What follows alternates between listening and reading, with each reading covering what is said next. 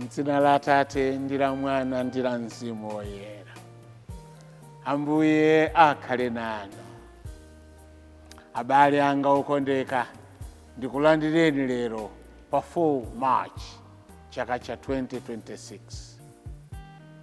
La Mulungu lachiwiri mu Lenti, koma lero ndi tsiku lachitatu. Mawu athu achokere mu Yeremiya 18 ndime ya 18 mpaka 20. Amene akutiwerengera mawu oyamba ndi a Kelvin Chimombo kuchokera ku St. Magdalena Koche Parish mu Diocese ya Mangochi.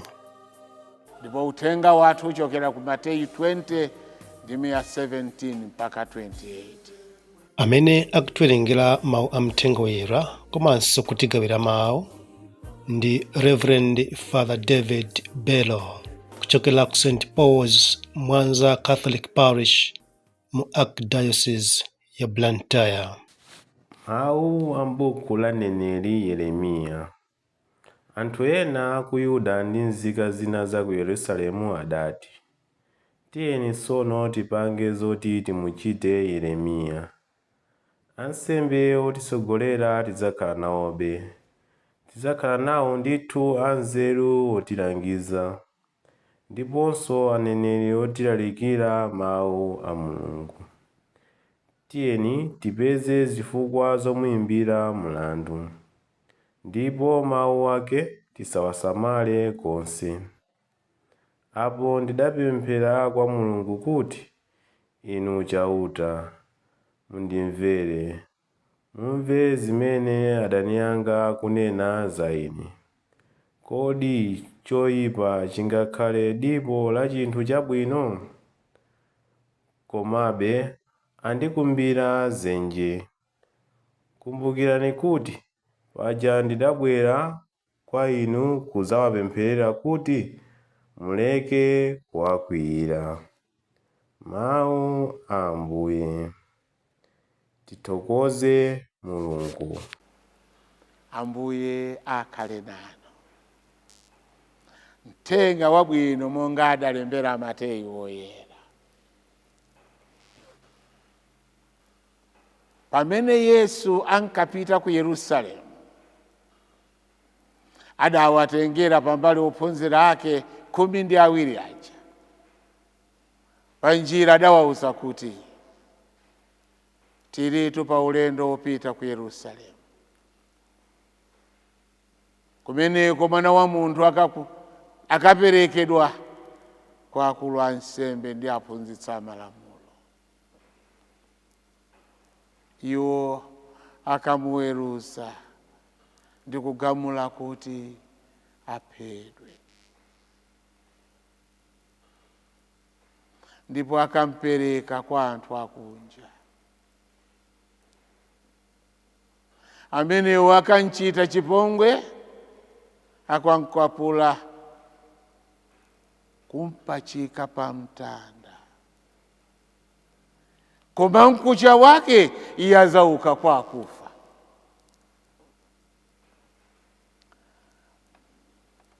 Pambuyo pake mkazi wa Zebedeo adadza ndi ana ake kwa Yesu namugwadira kuti ampemphe kanthu.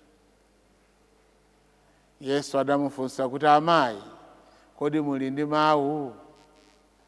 Iwo adayankha kuti, ndimati muli ndilonjeze kuti mu ufumu wanu ana anga awiriwa adzakhale wina kudzanja lanu lamanja, wina kudzanja lanu lamanzere.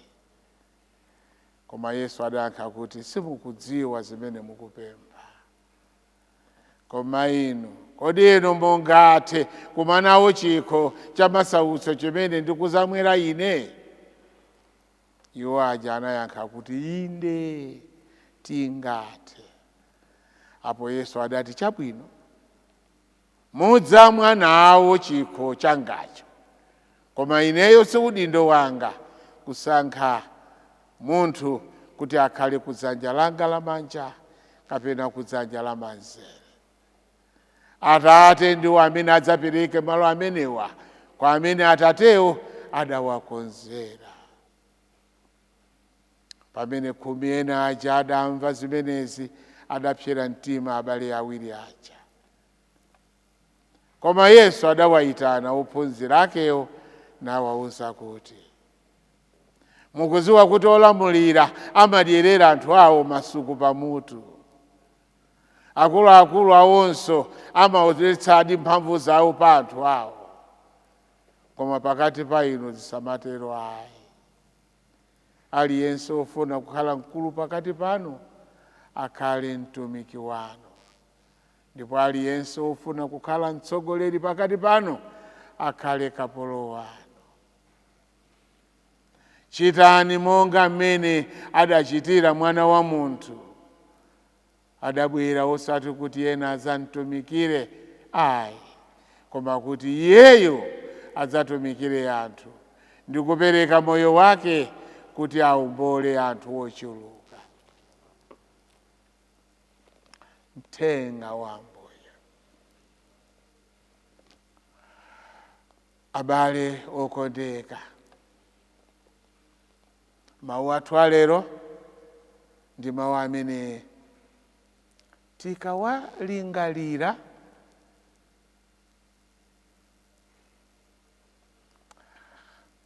kuti Ambuye Yesu amadziwa zimene zichitike kutsogolo kwa moyo wawo.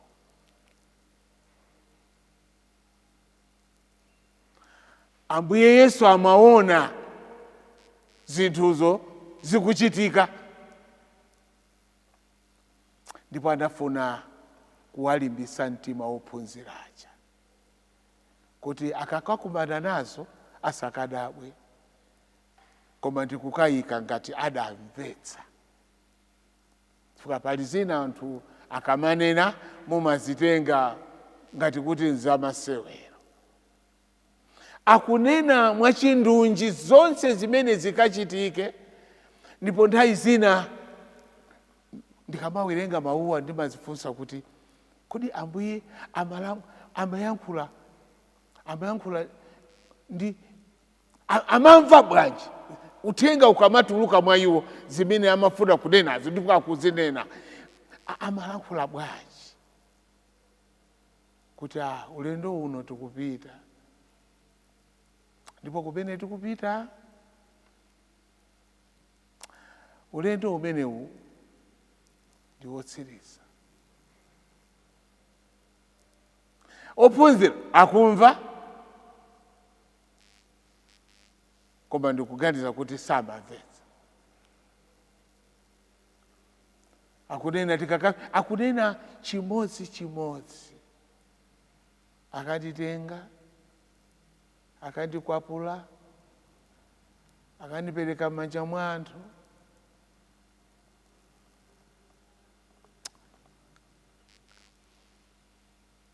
Statement yokhayo imene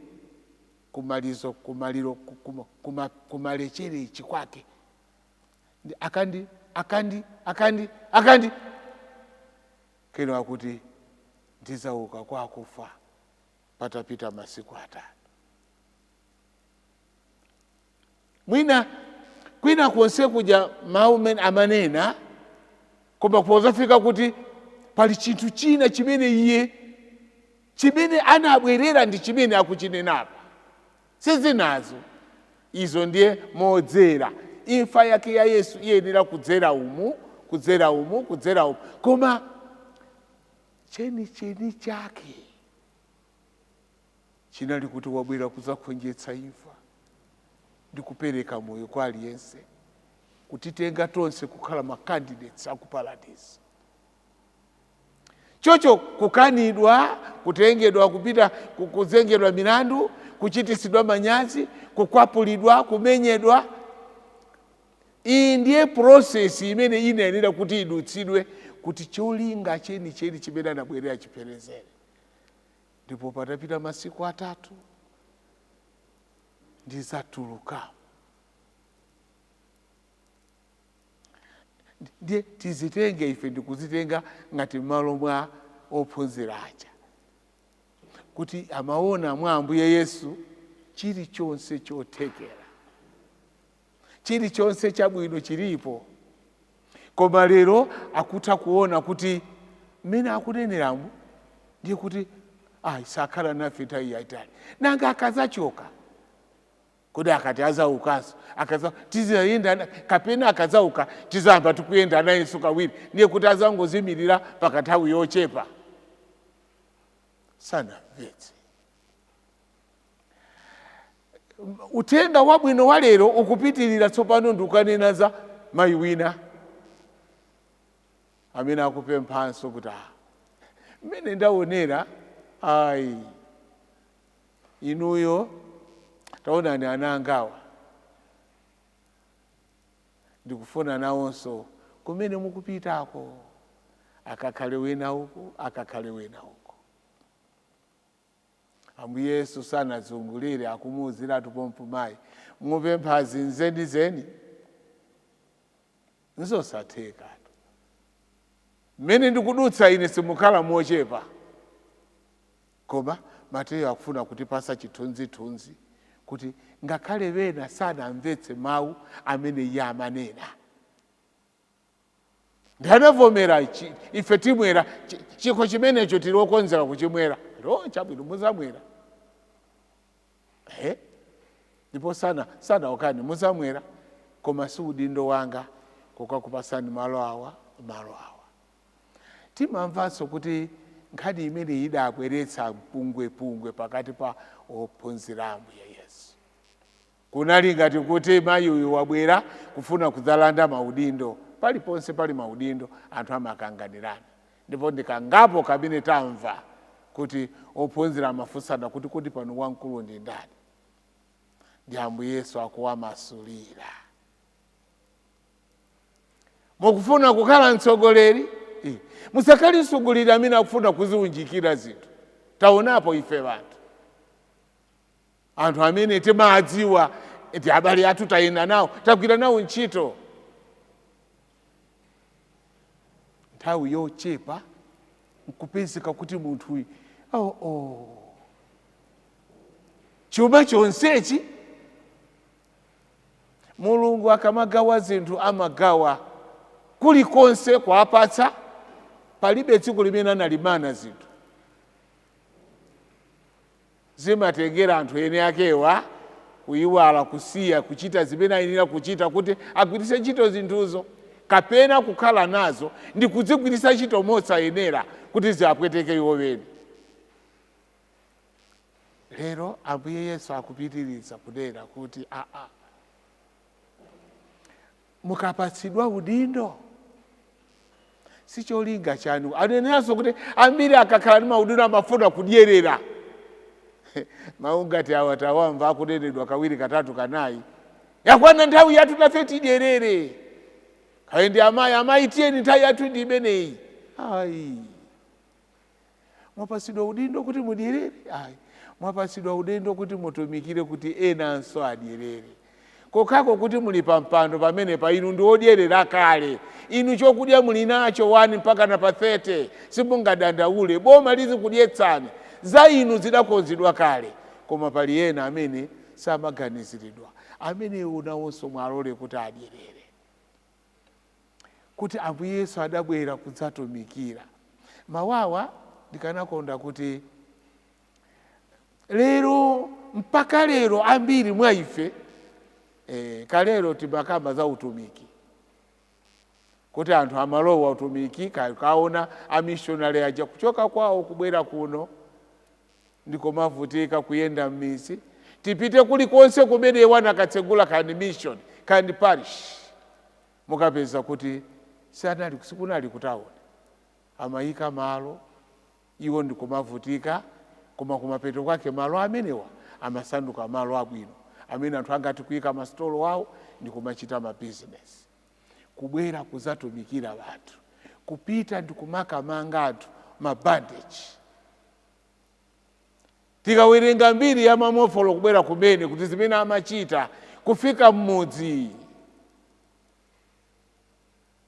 anthu ndikwamba kuona ntchito osakhala mawu, sanabwere ndikulalika tabwera ndikuti muziwe Yesu. Hayi, kukhala moyo ndikumacheza nawo. Lero anthu akuluakulu akatipatsa upitani mukagwire ntchito kwakuti, umayamba kuyang'ana kuti kodi parish manager ndiye kudya bwino kapena ayi. Kukondwera ngati akuyika kumalo kumene bata azikapezeka, sausage zizikapezeka, anthu ndipo kuchita kunyadira.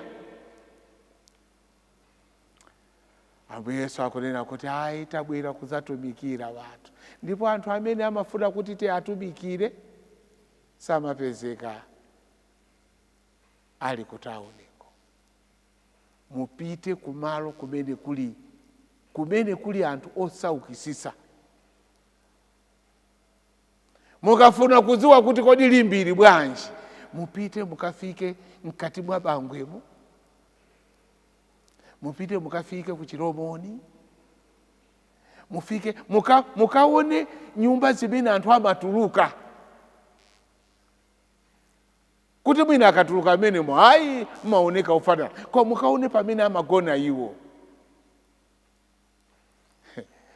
Chinthu chimodzi chimene chimatigwira mtima apa athu Leo 14. Sindidziwa kwa amene amatsatira, ngati mumatsatira muona kuti mawu awo kawiri sikuzitekemeza ndi ulemu. Sikuti anthu akuombereni m'manja, no. Utumiki weni ndi pamene tikupita kumene sikumapitidwa, kumene ansembe osamafika, kumene abusa safika, kumene apostolo samafika, kumene anthu amalandira ukaristiya pachaka kamodzi, kumene anthu akati apite kuchipatala kuti apite kuchipatala sizimatheka.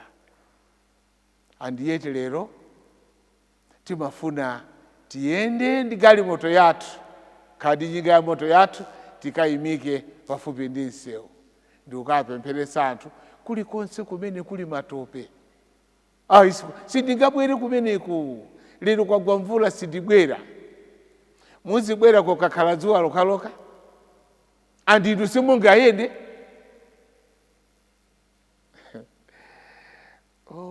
Kuzitekemeza kuti tayiwala utumiki wathu ukulamuliridwa ni magalimoto. Galimoto yanga ndi yaying'ono singafike kumeneko, sindifika. Njinga ya moto yanga sina pangidwe kukwera mapiri, sindifika. Kumeneko mayendedwe ndovuta, no. Ambuye Yesu amene anatipatsa zimene ife tikunyadirazi amayenda pansi. Andingati kuli kutali tibwere tiyelekeze kuti kumeneko mkutalidi. Mungati kunyamuka lero koma mwakagwira ntchito tsiku lachitatu. Tikuzewa ine maparish konkuno ndi kwina umene ndadutsa, kumene munthu kuti apite akagwire ntchito ayenera kunyamuka tsiku la lero loyenda ndi ukafika kukagwira ntchito akayamba mawa.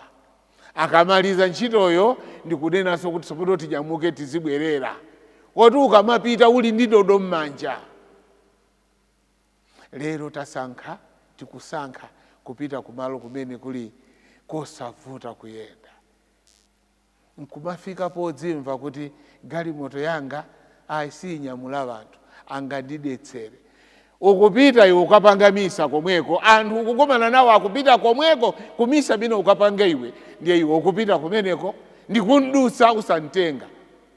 Galimoto mulibe wina aliyense, nkumanena kuti angandidetsere. Akudetsere ndi galimoto, otsuka sakatsuka, inu mukuziyesa sachi. kuti muntenge uyu mukafike naye, koma mwakafika koma kakapempheresa mukafuna iye watenga timbatata toti akakupatseni, koma simufuna kuntenga pamene akupita kumeneko. Mukakafika kenaka ndiye kuyimirira kulandira mbatata ndi chinangwa. Munabwera kuzazitumikira nokha. Andi muyang'ane zimene amakatenga iwowa, zimene amatenga ngalimotomo. Amusiya uyu. Mulungu bwino wake amatidziwa. Tufuna kunena kuti pamene Ambuye Yesu amanena za ulendo wawo,